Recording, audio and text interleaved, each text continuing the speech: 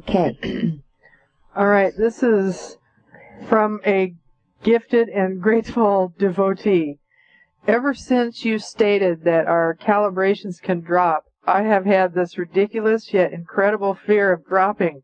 Yeah. This leads to fearing spiritual and worldly success. It brings up thoughts like, well, there's no point to you being intensely spiritual because you are just going to feel like having sex and then you will lose it all. The same illusion is placed on possible worldly pursuits. How do I transcend this successfully and integrously? Well, one tries to be consistent in their overall spiritual development. And, we become alert to temptations, and we see that we could go this way or we could go that way. So then you merely choose the higher path.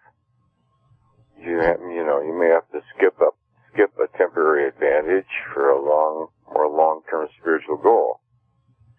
And so it's just a way of learning and being in the world. Some people are interested in learning all the time. You see people, no matter what their age, they're still developing, learning, moving on, growing. Yes. And you see other people that they were never attracted to that. I can think of people that haven't really grown in any area of life that I can discern in 40, 50 years. They're like frozen in time the way they were. Yes. And they stay the same way. They haven't grown in their interests or their social capacities and I'm not faulting it. Some people are just satisfied, that's the way they are, and they see no reason to change. Yeah, that's very interesting. Mm-hmm. You'd think there would be, where is that hunger and appetite for something different or to learn something new? Well, lots of people just don't have it now. Yeah.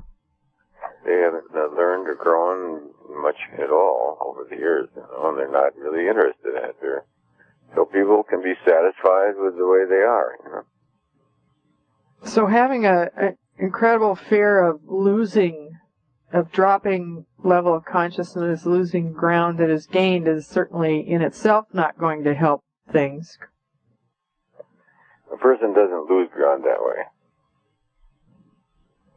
The person loses ground by falling into the seduction of some kind of a trap, the glamour of something. And it doesn't mean you can't come back out of it. You can make an error or realize the error, correct it, and go on. Doesn't mean that you're, that you're there forever at all. You find yourself getting angry and intolerant, and then you pray and you ask for a miracle, and one morning you wake up to see it differently. And then you're not stuck. You're not stuck in an error. Right. And then, do we not have to try not to judge ourselves when we do make an error? Also, that's part of it. Well, we owe it to ourselves to admit our errors. And lots of people, as a spiritual discipline, before they go to bed, they think over the errors of the day, hold differently how they wish they'd done it, pray over it, and try to be more watchful the next time. So the spiritual person tries to learn constantly, and some people formally learn it on a daily basis. 12-step groups have the 10th step, where when we were wrong, promptly admitted it. And you can think of some very public figures that if they'd done so wouldn't be in jail now.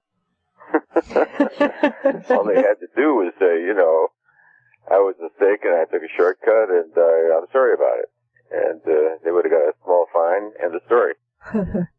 But they stonewalled it. So that's a spiritual choice, and consequences, are not so pleasant. But this question makes me think that the person is thinking that being spiritual just means kind of floating through life with holy thoughts and not thinking of sex or food or anything else. Yeah, right. Mm-hmm. And that's not it. No, that's not it. And, sex calibrates at 250, that's above 200. Mm-hmm. Normal sex, anyway. I don't know what other kinds. I never checked them out.